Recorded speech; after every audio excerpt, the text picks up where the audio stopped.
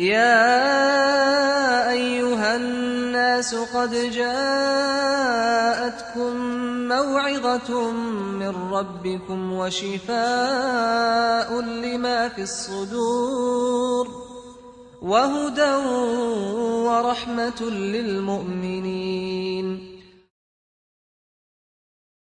الحمد لله وحده والصلاة والسلام على من لا نبي بعده أما بعد أعوذ بالله من الشيطان الرجيم بسم الله الرحمن الرحيم ألف لام ميم ذلك الكتاب لا ريب فيه هدى للمتقين صدق اللہ. حضرات ابھی آپ کے سامنے اس سلسلے کی دوسری کڑی ہے. سورۃ البقرہ کا پہلا جز آپ کے سامنے پیش کیا جائے گا. سورۃ البقرہ قرآن کریم کی سب سے بڑی صورت، سب سے زیادہ آیتیں اسی صورت میں 286. قرآن کریم کی سب سے بڑی یعنی لمبی آیت اسی صورت میں. قرآن کریم کی سب سے عظیم آیت آیت الکرسی اسی صورت میں. اس کے علاوہ اس سورہ کی فضیلت میں بہت سی احادیث بھی آئی. سب سے بڑی فضیلت یہ ہے کہ اس کو جس گھر میں تلاوت کیا جائے ہر قسم کے شر سے اللہ تعالیٰ محفوظ فرماتا ہے. سورۃ البقرہ اور سورہ آل عمران کو ایک خاص نام بھی دیا گیا ہے، گویا ان دونوں سورتوں کی خاص اہمیت بھی ہے. ہر سورتوں کی فضیلت الگ الگ ہے لیکن ان دونوں کی خاص کر فضیلت زیادہ ہے. ایک شاعر تھے جو سارے شاعروں کے سردار تھے، لبید ابن ربیہ. حضرت عمر رضی اللہ عنہ نے ان سے کہا، وہ بعد میں مسلمان ہو گئے، تو انہوں نے ذکر کیا کہ جب تم شاعری کرتے تھے اور اسلام سے دور تھے تو تمہاری شاعری بڑی مشہور تھی، تھوڑا کچھ سناؤ. تو انہوں نے کہا حضرت عمر رضی اللہ عنہ سے کہ سورۃ البقرہ اور آل عمران کو پڑھنے کے بعد میں اپنی شاعری کو بھول گیا. تو یہ بھی اس کی ایک فضیلت میں شامل کیا جاتا ہے. اس سورے میں اللہ تبارک و تعالیٰ نے پورے قرآن کے اندر جو مضامین ہیں سوائے انبیاء کے واقعات کے اس سورے میں بیان کر دیا گیا ہے مختصر. یوں سمجھیے کہ سورۃ الفاتحہ کو دعا اور دعا کے بعد جو انسان کو قبولیت دعا کی شکل ہوتی ہے اور آدمی سے کہا جاتا ہے کہ ٹھیک ہے آپ کی دعا قبول ہو گئی، یہ کام آپ کیجئے، تو اللہ نے پورے قرآن میں دیا اور پورے قرآن کا خلاصہ سورۃ البقرہ میں نازل کیا ہے. یہ مدنی سورہ ہے.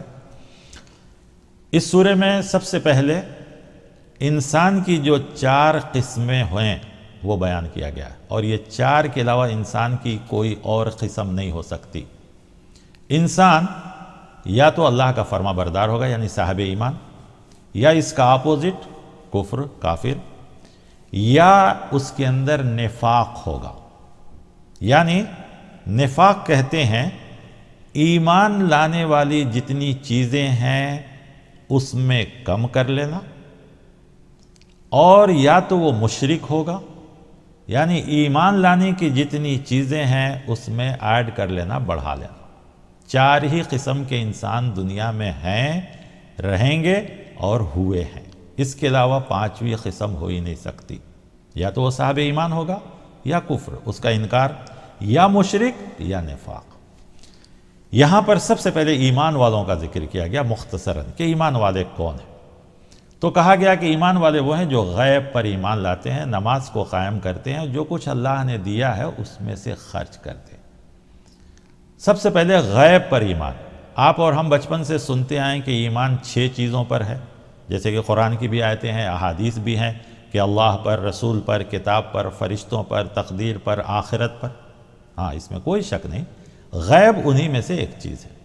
غیب کہا جاتا ہے وہ چیزیں جو انسان اپنے کسی ذرائع کے بغیر معلوم کرے. یا یوں سمجھیے کہ انسان کے اندر 5 قسم کے حس ہوتے ہیں. کسی چیز کو معلوم کرنا تو 5 طریقے ہیں. یا تو وہ دیکھ کر، سن کر، چکھ کر یا چھو کر معلوم کرتا ہے. لیکن چند چیزیں ایسی ہیں جن کو ہم اور آپ دیکھتے ہیں لیکن ہم معلوم نہیں کر سکتے. چھو کر یا سن کر یا چکھ کر یا دیکھ کر ہم نہیں معلوم کر سکتے. ہوا ہے، ہم سب جانتے ہیں کہ ہوا ہے، کہ آپ اس کو چھو سکتے ہیں، اس کو دیکھ سکتے ہیں، اس کو سن سکتے ہیں، سونگھ سکتے ہیں، نہیں کر سکتے۔ ہمارا ایمان ہے، ایمان مطلب ہم اس کو احساس کرتے ہیں۔ اسی طرح غیب کہتے ہیں اللہ پر، آخرت پر۔ اللہ کو ہم نے دیکھا نہیں، آخرت پر بھی ہم نے دیکھا نہیں، ہمارا یقین ہونا چاہیے۔ فرشتوں کو ہم نے دیکھا نہیں، ہمارا یقین ہونا چاہیے۔ تو ان سب چیزوں پر ایمان لانا بھی ہمارے ایمان کا حصہ ہے۔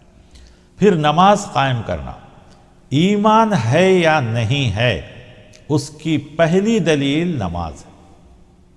جیسے ایک بیج ہے، وہ بیج فائدہ مند ہے یا نہیں، یا ناکارہ ہو چکا ہے، خراب ہو چکا ہے، اس کو ٹیسٹ کرنے کے لیے زمین میں ڈالا جاتا ہے۔ جب اس میں سے پودا نکلا تو گویا وہ بیج کامیاب ہے۔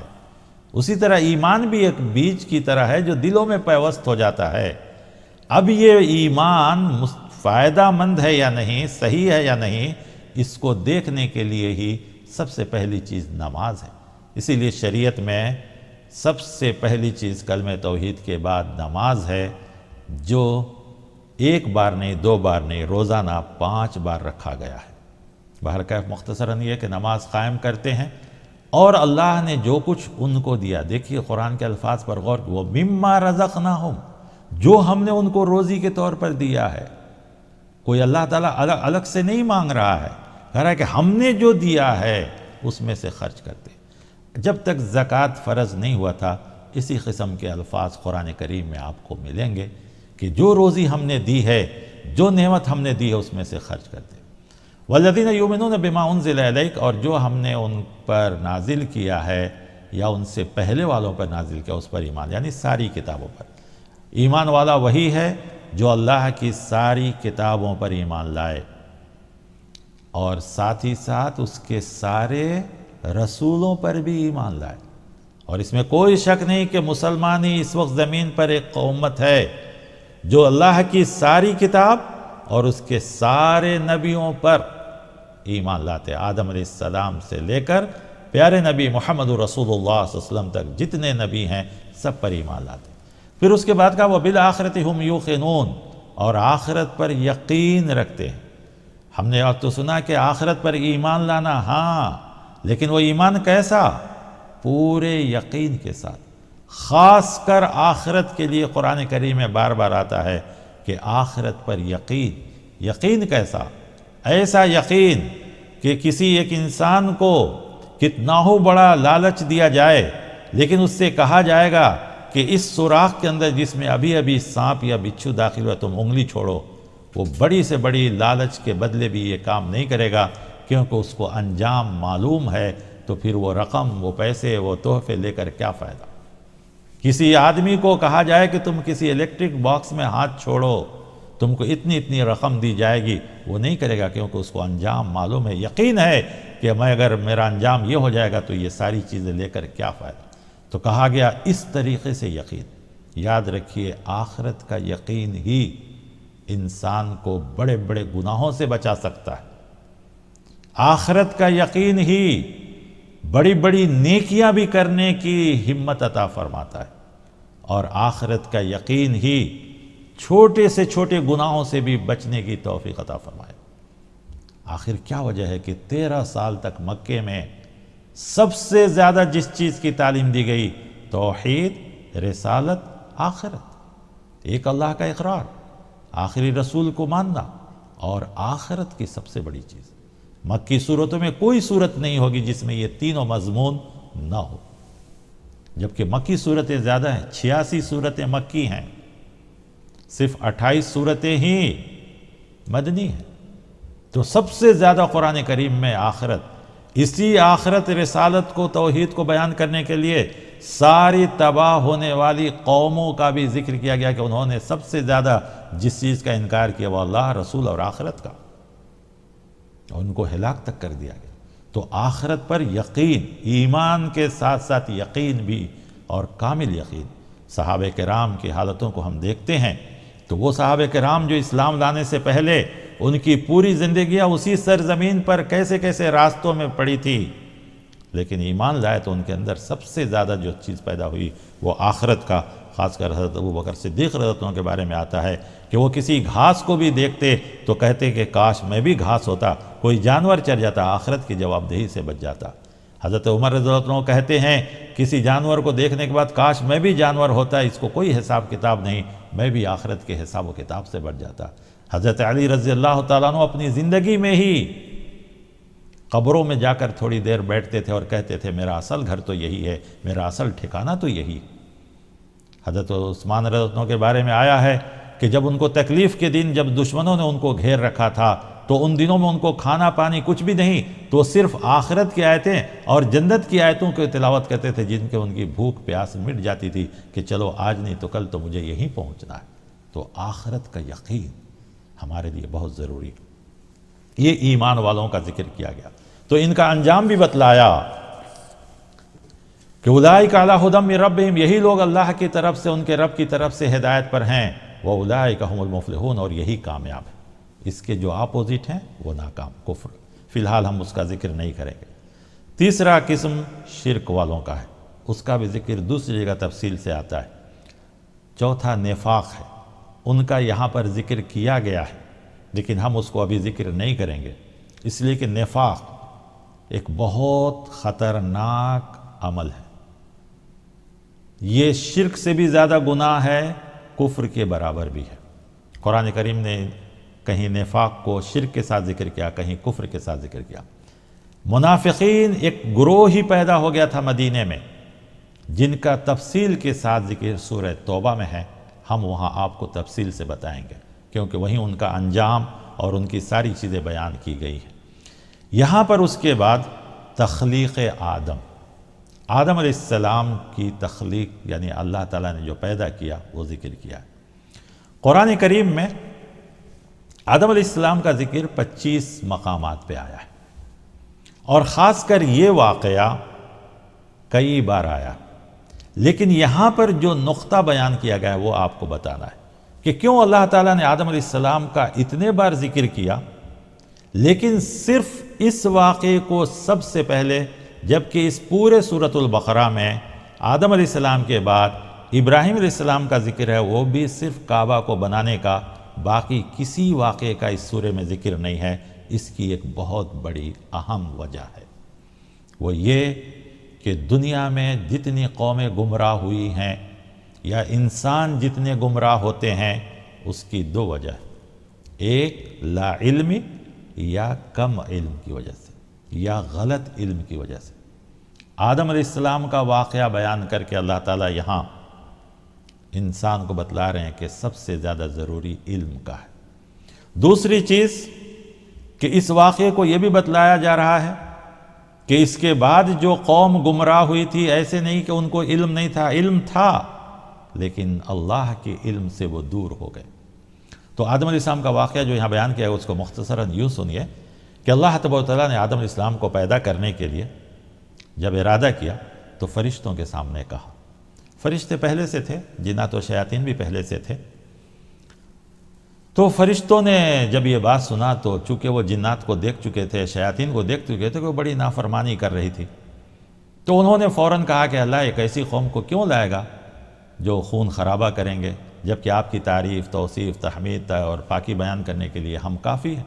اللہ تعالیٰ نے کہا کہ نہیں، میں جو جانتا ہوں تم نہیں جانتے۔ خیر، اللہ تعالیٰ نے آدم علیہ السلام کو پیدا کیا، ساری دنیا سے مٹی لائی گئی جو قرآن کریم کے اندر ذکر ہے دوسری صورتوں میں، اور اس کے بعد آپ کا ایک پتلا بنایا گیا، پھر اللہ نے اپنی روح پھونکی اور آدم علیہ السلام کو اللہ تعالیٰ نے سب سے پہلے جو چیز سکھایا وہ علم۔ اب اس کے بعد فرشتوں پہ پیش کیا، فرشتوں سے کہا کہ تم اب اس چیزوں کو بتاؤ، لیکن انہوں نے کہا سبحانک لا علم لنا، ہمارے پاس تو وہی علم ہے جو آپ بتلاتے ہیں، آپ کے بتائے ہوئے بغیر کوئی علم ہمارے پاس نہیں۔ گویا انہوں نے اپنے آپ کو معذور سمجھا۔ آدم علیہ السلام سے جب پوچھا گیا تو آدم علیہ السلام نے ساری چیزوں کا علم بتا دیا۔ یہاں دوسری اہم بات بتلائی جا رہی ہے کہ دنیا میں وہی قوم کامیاب ہوگی، بلکہ انسان کا مقام اور مرتبہ، عزت دوسری مخلوق پر اگر کسی وجہ سے ہے تو وہ علم کی وجہ سے۔ قرآن میں آگے چل کر آیتیں آئیں گی کہ علم کا کہاں کہاں پر کیسے کیسے ذکر کیا گیا۔ داؤد علیہ السلام اور سلیمان علیہ السلام کو اللہ تعالیٰ نے جو دنیا میں بادشاہت نبوت کے ساتھ عطا فرمایا تھا، اس کا بھی بتایا گیا کہ صرف اور صرف علم کی وجہ سے۔ سلیمان علیہ السلام کے دربار میں جنات بھی تھے اور دوسرے لوگ بھی تھے۔ سلیمان علیہ السلام نے کہا کہ بلقیس کا تخت لے کر آؤ، تو ایک جن نے کہا آپ کی مجلس ختم ہونے کے بعد میں لے کر آؤں گا۔ لیکن اس کے بعد قرآن کہتا ہے جو آدمی وہاں بیٹھا تھا جس کو کتاب کا علم تھا، اس نے کہا ہم اس کا تخت آپ کے پلک جھپکنے سے پہلے لائیں گے۔ تو معلوم ہوا کہ علم وہ طاقت ہے جو بڑی سے بڑی چیزوں کو کم سے کم وقت میں کیا جا سکتا ہے۔ آج ہم مسلمانوں کی یہی حالت ہے کہ ہم اور آپ بھی علم سے دور ہو گئے۔ جب تک یہ علم مسلمانوں کے اندر تھا، جو 6 صدی عیسوی سے لے کر یعنی 6 سینچری سے لے کر 11 سینچری تک پوری دنیا پر مسلمان غالب تھے، صرف اور صرف علم کی وجہ سے۔ جب ہم نے علم کو چھوڑا تو اللہ تعالیٰ نے ہم کو دور کر دیا۔ آج وہ قومیں آگے ہیں جن کے پاس علم ہے۔ تو آدم علیہ السلام کا یہ پہلا واقعہ بیان کر کے پورے قرآن پڑھنے والے کو اور خاص کر انسان کو مقام اور مرتبہ بتلایا گیا کہ تمہارا علم سب سے بڑا زیور ہے۔ اس کے بعد اس جز میں رکوع نمبر 4 سے لے کر 11 تک یہود کا ذکر ہے۔ ہم نے سورہ فاتحہ میں دعا کیا کہ اللہ ہم کو وہ راستہ نہ بتا جس پر چلنے سے آپ کا غضب نازل ہوتا ہو، غیر المغضوب علیہم۔ سارے مفسرین کہتے کہ مغضوب سے مراد بنی اسرائیل ہے۔ اب بنی اسرائیل آج کے دور میں کون ہیں، کہاں ہیں، یہ الگ بات ہے۔ بنی اسرائیل اصل کہتے ہیں یعقوب علیہ السلام کی اولاد کو۔ یعقوب علیہ السلام کا نام ان کے زبانیں جو عبرانی زبان تھی اس میں اسرائیل کہا گیا، جس کے معنی عبد، اللہ کا بندہ، اور اسی سے یعقوب ہے۔ اللہ تعالیٰ نے یعقوب علیہ السلام کی اولاد میں بہت سے نبیوں کو بھیجا، بے شمار نبی۔ قرآن میں جو 25 نبیوں کا ذکر ہے ان میں سے 13 بنی اسرائیل میں نبی آئے۔ یہی وجہ تھی کہ آخری نبی جب مکے میں پیدا ہوئے تو ان لوگوں نے تکبر اور عصبیت کی بنا پر کہا کہ یہ نبی کو ہم کیوں مانیں، وہ تو ہمارے خاندان میں نہیں ہے۔ اس کی ایک وجہ یہ بھی تھی۔ تو بہرکیف اس سورے میں اس لیے ان کا ذکر تفصیل سے ہو رہا ہے کہ ہم نے دعا کی کہ اللہ صراط مستقیم دیجئے اور وہ راستہ جس پر چلنے سے انعام ہو اور وہ راستہ نہیں جس پر غضب نازل ہو۔ تو اللہ نے اس قوم کا ذکر کیا کہ اس قوم کو اللہ نے کتنا بڑا مرتبہ دیا تھا لیکن پھر یہ مغضوب کیسے ہوئی۔ اس جز کے اندر اس قوم کو کہا گیا 3 بار کہ اے بنی اسرائیل تم اللہ کی نعمت کو یاد کرو۔ 2 بار اسی سورے میں کہا گیا ہے، اسی جز میں خاص کر فضلتکم علی العالمین، اے بنی اسرائیل ہم نے تم کو ساری دنیا پر فضیلت دی تھی۔ اور اس میں کوئی شک نہیں امت محمدیہ سے پہلے یہی امت تھی جس کو پوری دنیا پر اللہ تعالیٰ نے فضیلت عطا فرمائی۔ خاص کر اللہ تعالیٰ نے اس قوم پر موسیٰ علیہ السلام کے ذریعے جو انعام کیا ہے اس کا اس سورے میں ذکر ہوا۔ سب سے بڑی چیز فرعون سے نجات، یعنی بنی اسرائیل جو مصر میں آباد تھے، جو یوسف علیہ السلام کے زمانے میں آ کر بسے تھے، اس وقت اس کے بعد سے کئی ہزار سال سے فرعون اور اس کے خاندان یعنی مصر کی قبطیوں نے اس قوم پر ظلم کیا تھا۔ ان کے لڑکیوں کو غلام بنا لینا، لڑکوں کو ذبح کرنا۔ لیکن موسیٰ علیہ السلام کے ذریعے اللہ تعالیٰ نے ان کو نجات دی۔ پھر جب تک موسیٰ علیہ السلام وہاں تھے ان کے ذریعے سے اللہ تعالیٰ نے فرعون پر کئی عذاب آئے، لیکن بنی اسرائیل کو اللہ تعالیٰ محفوظ رکھا، جس کا قرآن میں آگے ذکر ہے کہ ٹڈی، خون، جوں، میڈک، یہ سب کے سب عذاب آئے تھے، لیکن اللہ تعالیٰ نے بنی اسرائیل کو محفوظ رکھا اور فرعون اور اس کی قوم پر یہ سب چیزیں عذاب بن کر نازل۔ اسی طریقے سے اللہ تعالیٰ نے مصر سے جب نکالا ان کو تو وہی دریا، وہی راستہ دریا کا بنی اسرائیل کو اللہ تعالیٰ نے بچا لیا، جبکہ اسی راستے میں فرعون کو غرق کر دیا اسی دریا میں۔ اور قرآن کہتا ہے وَأَنْتُمْ تَنْظُرُونَ، تم جب اس پار چلے گئے تو وہاں کھڑے ہو کر دیکھ بھی رہے تھے، تمہارے آنکھوں کے سامنے ہم نے اسی راستے سے تم کو بچایا، لیکن اسی راستے میں ہم نے فرعون کو ڈبا دیا۔ تو یہ بھی اللہ تعالیٰ کی ایک بہت بڑی نعمت تھی ان کے اوپر۔ پھر جب وہ دریا پار کر گئے تو وہ وادی تیہ تھا، تو اس وادی میں کھانے پینے کی چیزیں نہیں تھیں، تو اللہ تعالیٰ نے ان کو بن و سلوہ نازل کیا، جس کو کچھ نہیں کرنا تھا، صرف استعمال کرنا تھا، لیکن ان لوگوں نے اس میں بھی نافرمانی کی۔ پانی کی ضرورت پڑی تو موسیٰ علیہ السلام نے صرف پتھر پہ چٹان پہ جو لاٹھی مارا تو 12 چشمے نکلے، اور 12 چشموں سے کہا جاتا ہے کہ ان کے 12 لاکھ یہودی اس وقت تھے اور 12 قبیلے تھے، تو ایک ایک سے یہ لوگ اپنا اپنا پانی پیتے تھے۔ پھر ان لوگوں نے خواہش ظاہر کی اللہ کو دیکھنے کی، موسیٰ علیہ السلام کوہ طور پر لے گئے، لیکن یہ سارے کے سارے بے ہوش ہو گئے۔ موسیٰ علیہ السلام پریشان ہو کر پھر دعا کیے، اللہ نے ان کو دوسری زندگی دی، اور قرآن کہتا ہے کہ ہم نے اس لیے کیا تاکہ تم اللہ کا شکر ادا کرو، لیکن ان لوگوں نے نہیں، وہ بھی نہیں کیا۔ پھر موسیٰ علیہ السلام اسی طرح ایک بار اور کوہ طور پر گئے تو آپ کے غائبانے میں اس قوم نے بچڑے کو خدا بنا دیا۔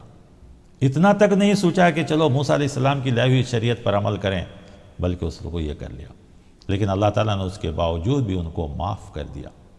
پھر وادی تیہ میں جب یہ رہ رہے تھے تو چونکہ وہ وادی تھا، ڈیزرٹ تھا، کوئی سایہ نہیں، گھر نہیں، تو اللہ تعالیٰ نے بادلوں کے ذریعے سے ان کے اوپر سایہ کیا، لیکن اتنے سارے انعام کے باوجود انہوں نے ہمیشہ اللہ کی نافرمانی کی، حتیٰ کہ موسیٰ علیہ السلام کی بھی نافرمانی کی۔ اللہ تعالیٰ نے ان سے اس سورے میں چند باتوں کا اقرار لیا تھا، وہ بھی ذکر کیا ہے، خاص کر اس قوم کا ذکر اس سورے میں، اور قرآن کریم کی ایک سورت ہے سورہ بنی اسرائیل جو 15واں پارہ شروع ہوتا ہے، جس میں اللہ تعالیٰ نے معراج کا بھی ذکر کیا ہے، تو اس کا بھی ذکر کیا ہے۔ کیا کیا ذکر کیا اللہ تعالیٰ نے ان سے وعدے لیا؟ سب سے پہلا وعدہ لیا تھا لا تعبدون الا اللہ، اللہ کے علاوہ کسی کی عبادت نہیں کرنا، والدین کے ساتھ حسن سلوک کرنا، رشتہ داروں کے ساتھ حسن سلوک، یتیم مسکین اور عام انسانوں کے ساتھ بھی حسن سلوک۔ لیکن ان لوگوں نے کیا کیا؟ یتیموں کا مال کھا لیا، وعدہ پورا کرنے کے لیے کہا گیا اس کو توڑ دیا، ناحق انسانوں کا انہوں نے قتل کیا، صرف انسانوں کا نہیں، انبیاء تک کو انہوں نے قتل کر دیا۔ جس انبیاء کی تعلیم کو انہوں نے اپنے خلاف پایا ان انبیاء کو تک قتل کر دیا۔ تکبر کرتے تھے، باطل طریقے سے مال مار کے کھاتے تھے۔ اس سورے کے اندر یہ سب بتلایا گیا، کیوں؟ اس لیے کہ اے امت محمدیہ، اگر تم بھی صراط مستقیم پر رہنا ہے تو ان سب چیزوں سے بچنا پڑے گا۔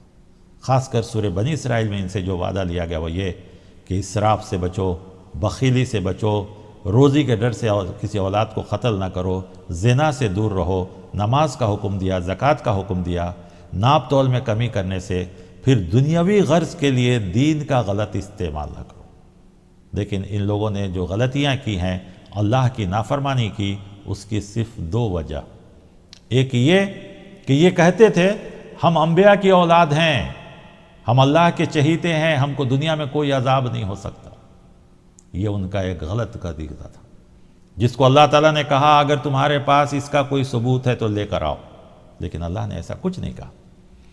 دوسری غلطی ان کی یہ تھی کہ یہ کہتے تھے کہ اگر اللہ تعالیٰ ہم کو جہنم میں ڈالا بھی تو چند دن ہم کو گناہ ہوں گے۔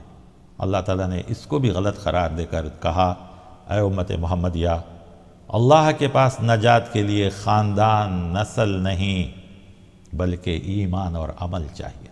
اسی لیے اس سورے میں بار بار ان سے کہا گیا کہ تم نے اللہ کے وعدے کو توڑا، اللہ کی نافرمانی کی، رسول کی نافرمانی کی، اور اللہ کا شکر نہیں ادا کیا۔ اور اس کے بعد ابراہیم علیہ السلام کا ذکر کیا گیا اور کہا گیا کہ دیکھو ابراہیم تو قدم قدم پر اللہ کے شکر گزار تھے، اللہ کی فرما برداری کی، انہوں نے تو خاندان یا نسل کے اوپر اپنے آپ کو نہیں ترجیح دیا بلکہ اللہ تعالیٰ کو یاد کیا۔ دوسری چیز ان کے اندر ایک سب سے بڑی خرابی یہ تھی کہ یہ لوگ ابراہیم علیہ السلام کو اپنے آپ کو منسوب کرتے تھے ابراہیم علیہ السلام کی طرف۔ اللہ تعالیٰ نے کہا نہیں، ابراہیم علیہ السلام خالص توحید پر تھے، خالص توحید پر تھے، توحید کے علاوہ انہوں نے کچھ نہیں کیا۔ صرف اس سورے میں 3 بار کہا گیا ہے کہ ابراہیم علیہ السلام شرک کرنے والوں میں سے نہیں تھے۔ ابراہیم علیہ السلام یہودی بھی نہیں تھے، عیسائی بھی نہیں تھے، بلکہ ابراہیم علیہ السلام خالص مسلمان تھے۔ تو آخر میں ان سب چیزوں کی بات کہی گئی اور ان کے پورے واقعات کو ذکر کر کے مسلمانوں کو ہوشیار کیا گیا۔ جو ایک ہی آیت 2 بار آئی ہے وہ یہ کہ تلک امۃ قد خلت لہا ما کسبت، یہ ساری امتیں ہیں جو دنیا سے چلی گئیں، ان کا عمل ان کے ساتھ ہے، تمہارا عمل تمہارے ساتھ ہے۔ لیکن آپ سوچتے ہوں گے کہ جس ایک جز کے اندر اتنی باتیں کہی گئی ہیں تو اس سورے کا نام سورۃ البقرہ کیوں رکھا گیا؟ گائے کے نام سے، اور واقعہ اسی سورے کے اندر ہے، تو اس کی کیا وجہ ہے اور کیوں یہ نام رکھا گیا ہے اتنی بڑی سورت کا نام؟ تو انشاءاللہ کل کے درس میں آپ سنیں گے کہ اس واقعے سے جو خود موسیٰ علیہ السلام کی قوم میں ہی پیش آیا تھا، ہمارے اور آپ کے لیے کیا نصیحت ہے، وہ انشاءاللہ کل سنیں گے۔ تو اس سورہ میں جو اب تک باتیں ہوئی اس کا خلاصہ یہ کہ ہمیں اور آپ کو اس سورہ میں سب سے زیادہ جو چیز بتلائی گئی وہ یہ کہ مغضوب قوم کی جو عادتیں ہیں ہم اور آپ اس سے بچیں۔ پیارے نبی صلی اللہ علیہ وسلم کا فرمان ہے کہ مسلمان ایک وقت آئے گا کہ یہودی اگر کسی سوراخ میں داخل ہوا ہوگا تو مسلمان بھی وہی کام کرنے کی کوشش کرے۔ لہذا ہمیں اور آپ کو چاہیے کہ اس مغضوب قوم کی ساری خرابیوں سے بچنا چاہیے۔ لیکن آپ سوچتے ہوں گے کہ جب اللہ تعالیٰ اس قوم پر غضب نازل کیا، اللہ ان سے اتنا ناراض ہوا، جیسا کہ قرآن کی آیتیں آتی ہیں کہ اللہ کی لعنت، فرشتوں کی لعنت، سارے انسانوں کی لعنت ان کے اوپر، حتیٰ کہ داؤد اور سلیمان علیہ السلام کے ذریعے سے ان کے اوپر لعنت کرائی گئی ہے، تو پھر کیسے یہ قوم آج تک بھی اتنی طاقتور کون ہے؟ ہاں، اس میں بھی ایک راز ہے جو انشاءاللہ کل کے درس میں سنیں گے اور وہیں پر اس کا جواب بھی ملے گا۔ تو ان دو باتوں کا جواب انشاءاللہ کل، کہ اتنی بڑی سورت کا نام ایک گائے، ایک جانور کے نام پر کیوں، اور بنی اسرائیل جس کے اندر اتنی خرابیاں اور اللہ اتنا ناراض ہوا، لیکن اس کے باوجود آج یہ دنیا میں پوری طاقت کے ساتھ ہے، تو کیوں؟ اس کا جواب انشاءاللہ کل کے سورے میں۔ جب تک کے لیے آپ سب کو خدا حافظ۔ اللہ تعالیٰ سے دعا ہے کہ اللہ تعالیٰ ہم سب کو کہنے کے ساتھ ساتھ سننے کی بھی توفیق عطا فرمائے، اور سننے کے بعد کہنے والے سننے والے دونوں کو بھی عمل کی توفیق عطا فرمائے۔ وصلی اللہ علی النبی وما علینا الا البلاغ۔